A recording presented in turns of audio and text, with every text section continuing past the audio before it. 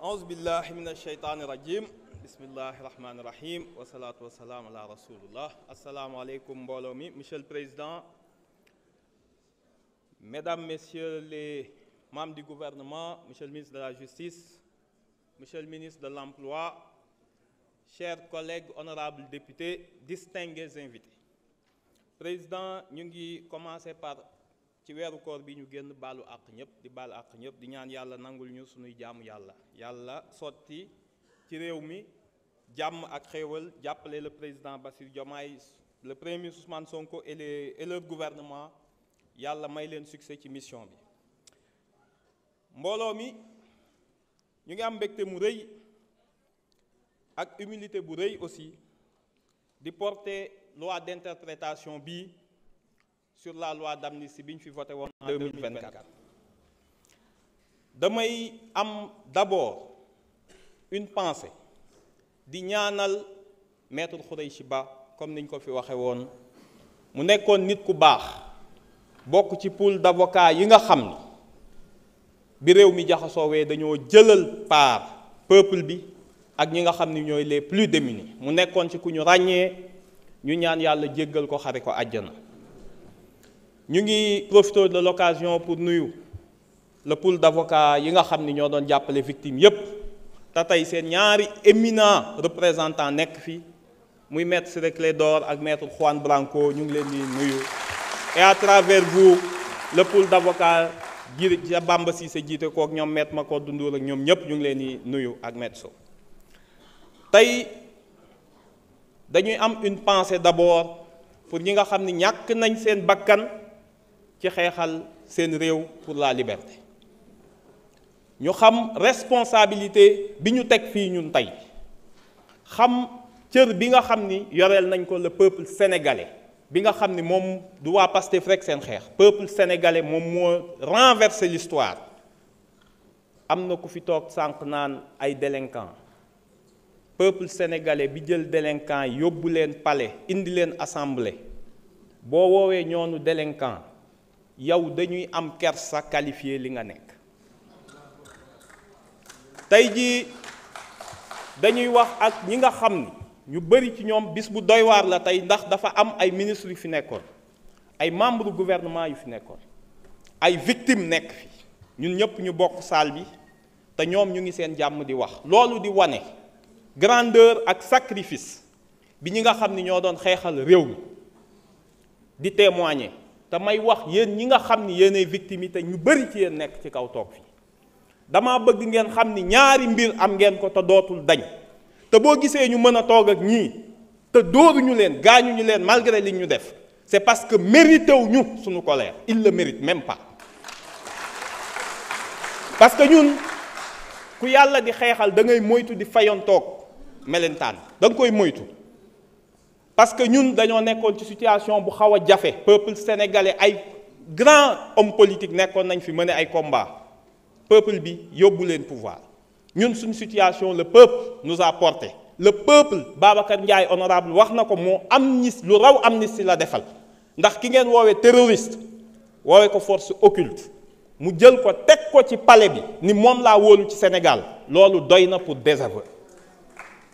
leneen li nga xam ni moo ci nekk te moo tax waruñu topp ñii fii tooguñu fi pour fayantoo tey ñun yàlla dafa def te yéen laay waxal yéen ñi nga xam ni vous êtes les victimes les combattants de la liberté am na loo xam ni am ngeen ko te xaalis du ko jënd te dara du ko jënd quand les livres d'histoire dañ koy bind ci Sénégal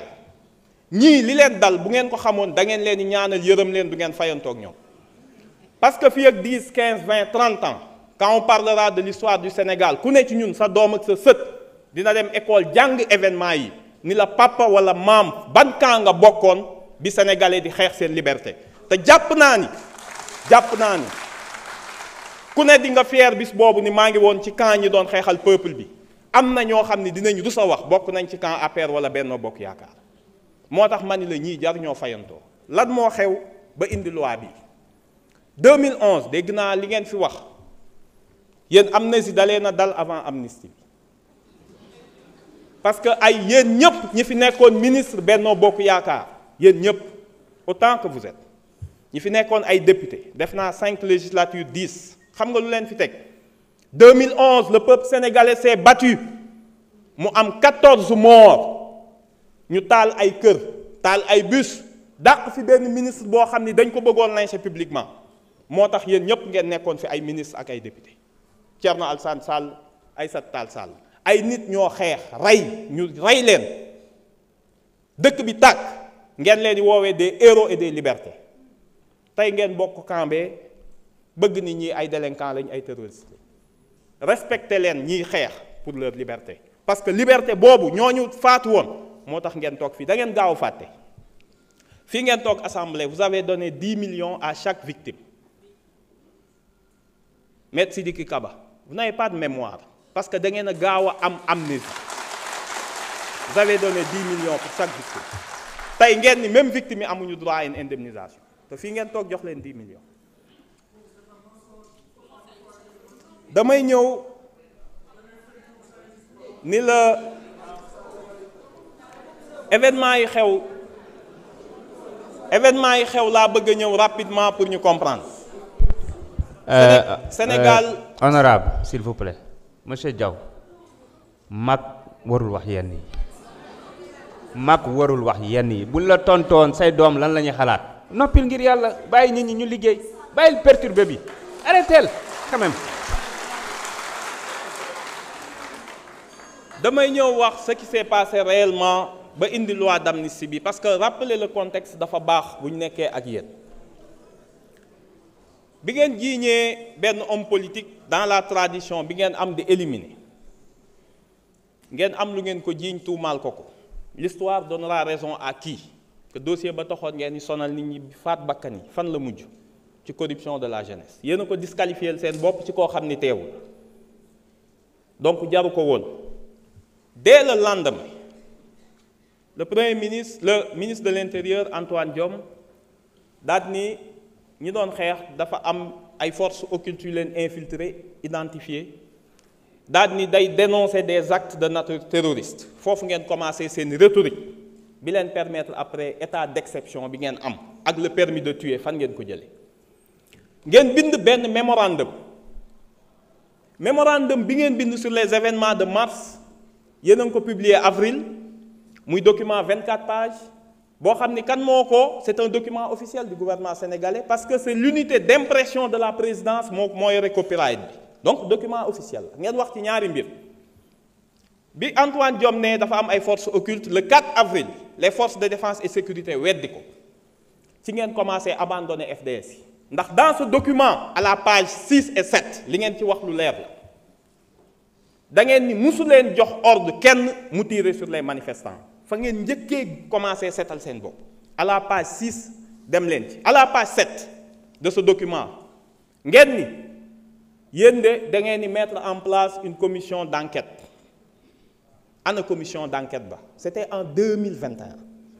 ñu passé 2021 on arrive aux événements de juin 2023 foofu am solo parce que c'est un tournant aussi ñu def conférence gouvernement premier ministre Amadou Ba jiite ko Ismaïla Madior Fall toog ministre de la justice ministre de la défense nekk fa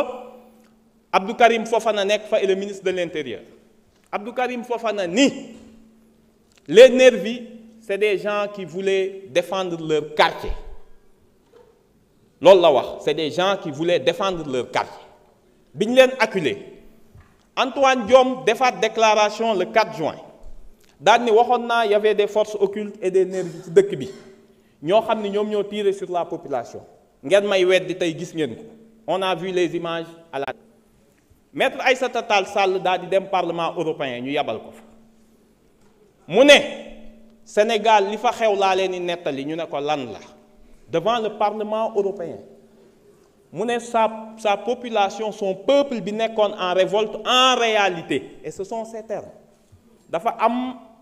ay forces yu leen dugg tapis dans des mouvements salafistes qui veulent s'emparer du pays et mettre à terre la République contexte bi dafa am solo pareegu leen ngeen dem bind un livre blanc histoire dafa baax ñu koy rappeler lépp li may wax ay documents la livre blanc sur les événements de juin bi ngeen demee lan ngeen wax il y a des forces occultes yoo xam ni ils ont tiré sur les manifestants, ils ont tiré sur les forces de l'ordre yéen a ko bind yéen a ko wax mais ngeen teg ci mbir mu xaw a doy waar bi ngeen pare ngeen ni y a eu que 15 morts on est tudde ko lii